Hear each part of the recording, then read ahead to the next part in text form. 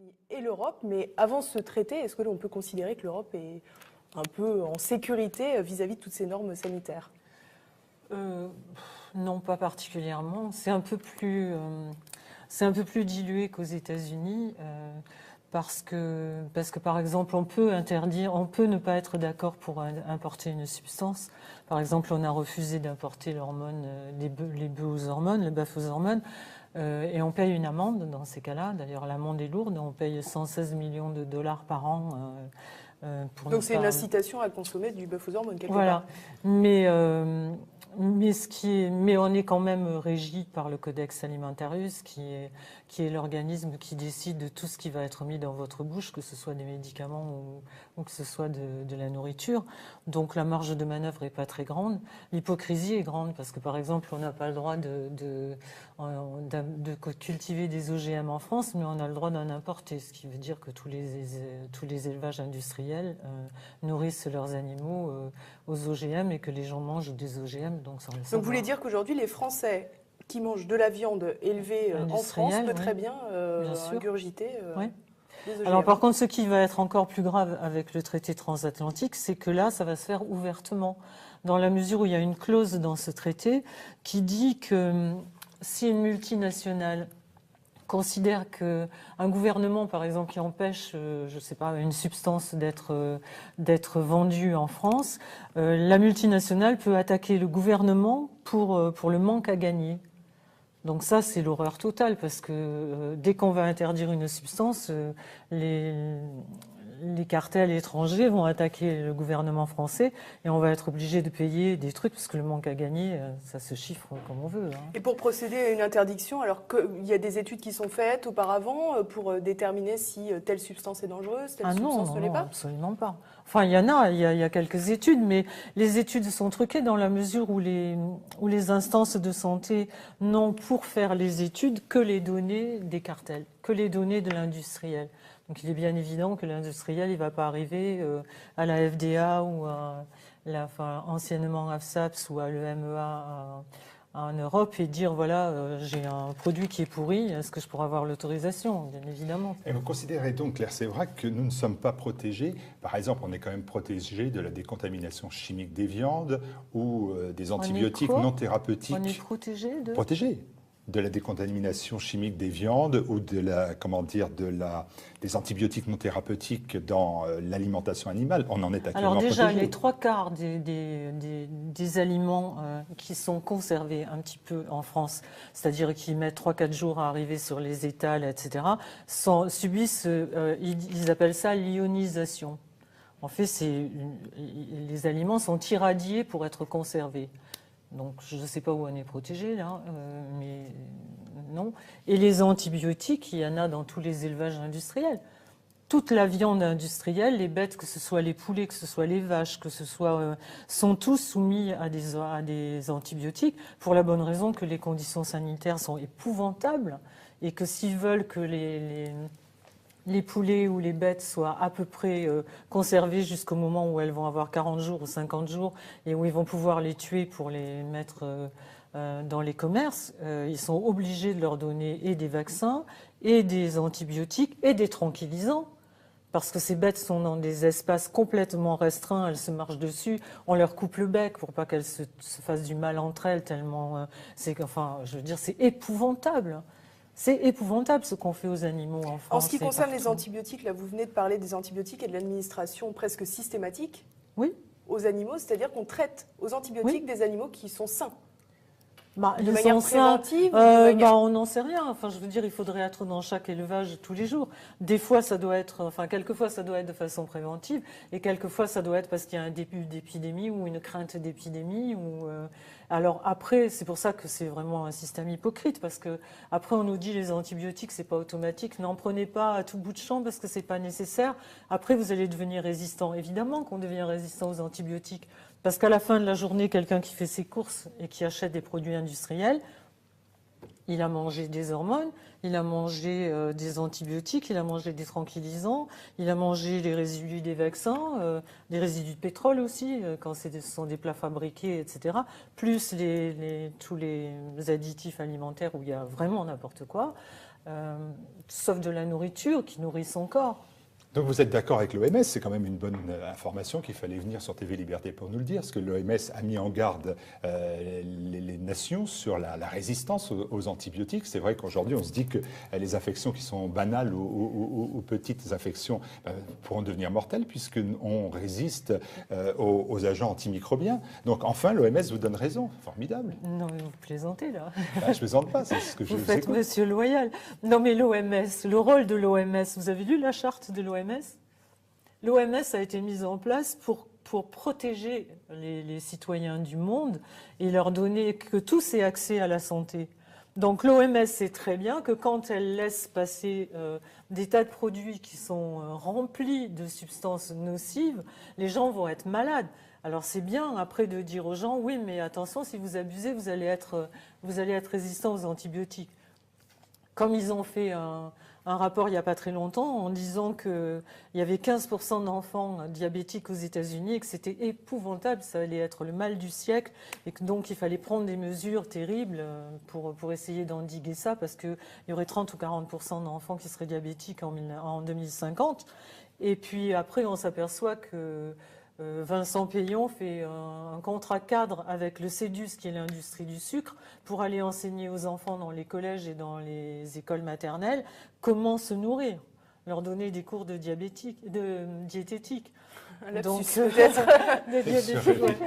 donc voilà, est-ce qu'on donne son poulailler à garder au renard? Je ne suis pas sûre. Alors, il s'ouvre une ère post-antibiotique.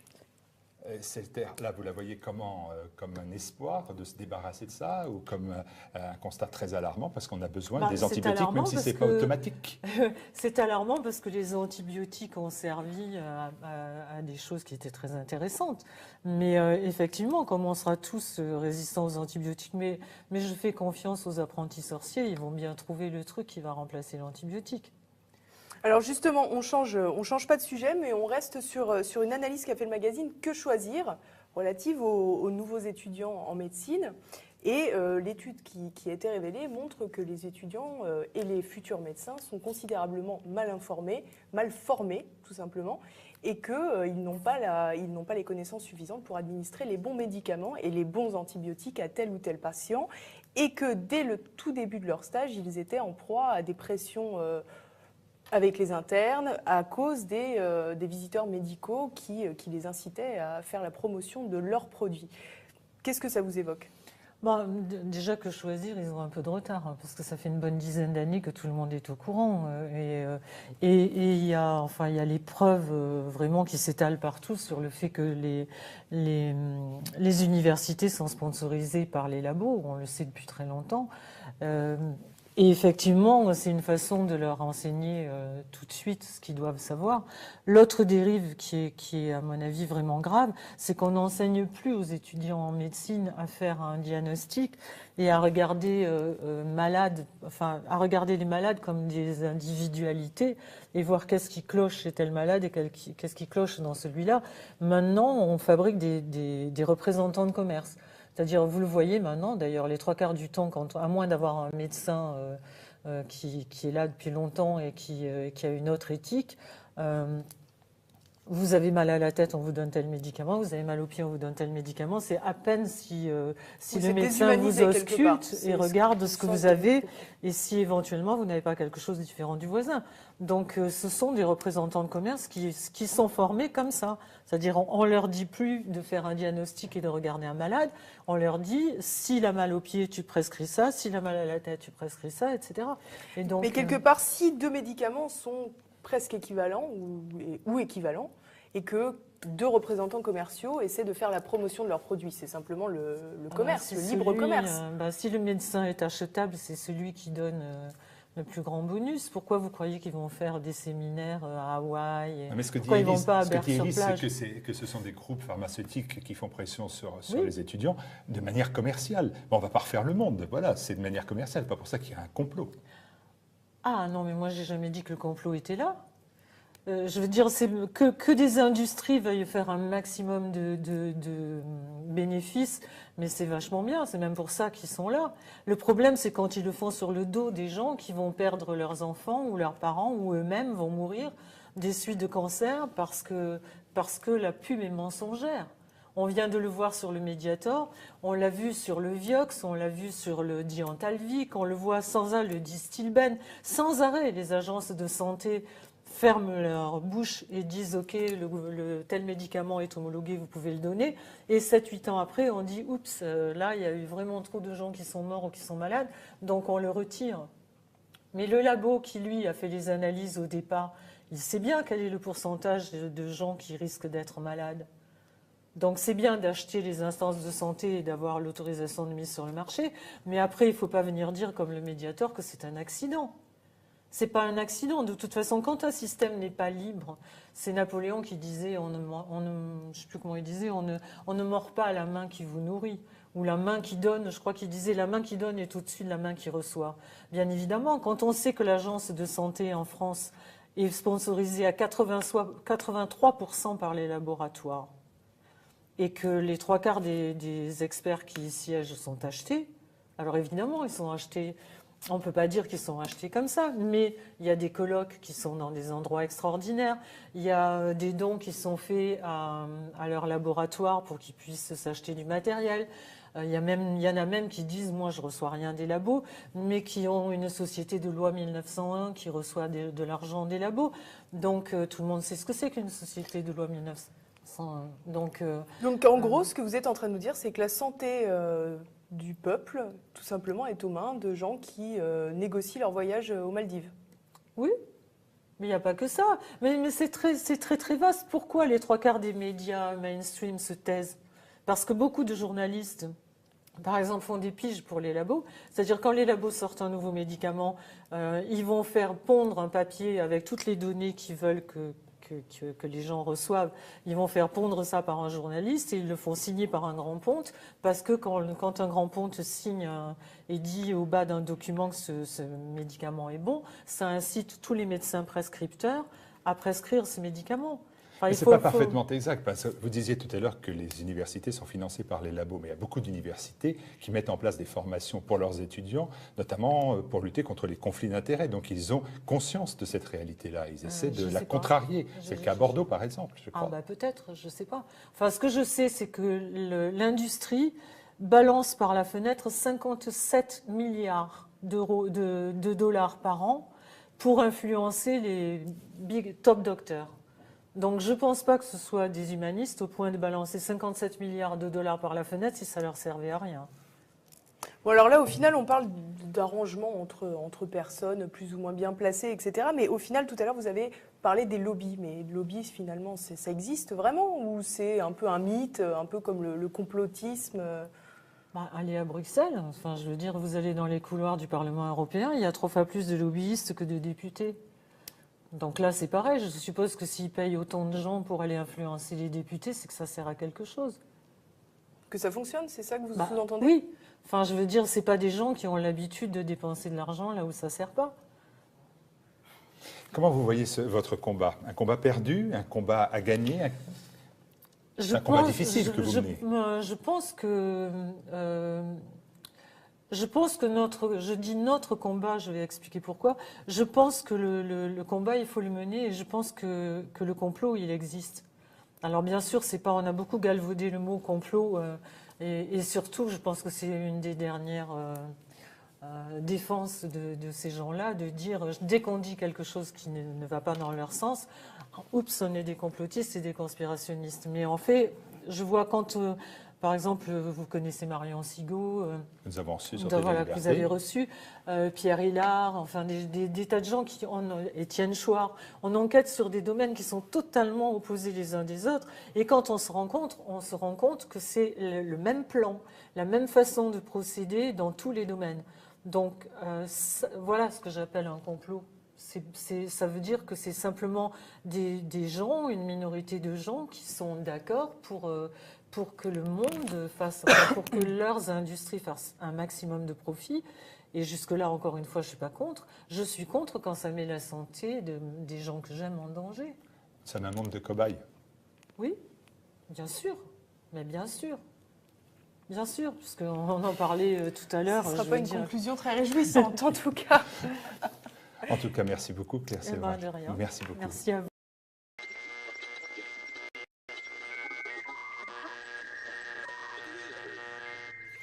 C'est un peu plus dilué qu'aux États-Unis. Parce que, par exemple, on peut ne pas être d'accord pour importer une substance. Par exemple, on a refusé d'importer l'hormone, les bœufs aux hormones, le bœuf aux hormones, et on paye une amende dans ces cas-là. D'ailleurs, l'amende est lourde, on paye 116 millions de dollars par an.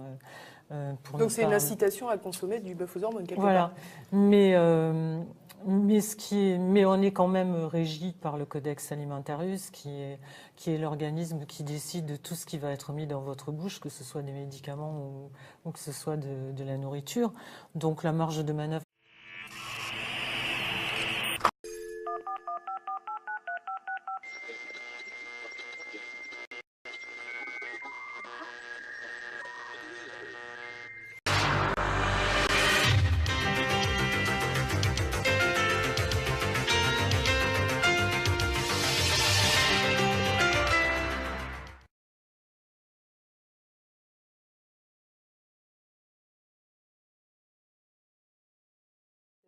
Et l'Europe, mais avant ce traité, est-ce que l'on peut considérer que l'Europe est un peu en sécurité vis-à-vis de toutes ces normes sanitaires? Non, pas particulière telle, que les données de l'industriel.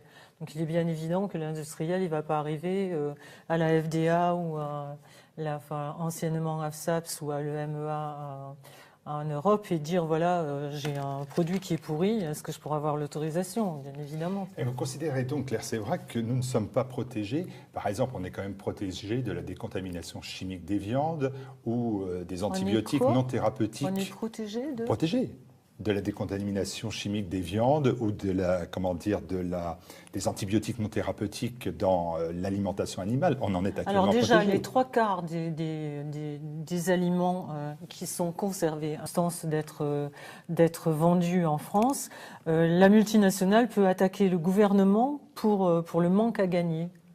Donc ça, c'est l'horreur totale, parce que dès qu'on va interdire une substance, les cartels étrangers vont attaquer le gouvernement français et on va être obligé de payer des trucs parce que le manque à gagner, ça se chiffre comme on veut. Hein. Et pour procéder à une interdiction, alors qu'il y a des études qui sont faites auparavant pour déterminer si telle substance est dangereuse, telle substance ne l'est pas? Absolument pas. Enfin, il y a quelques études, mais les études sont truquées dans la mesure où les instances de santé n'ont pour faire les études que les données des cas. N'est pas très grande.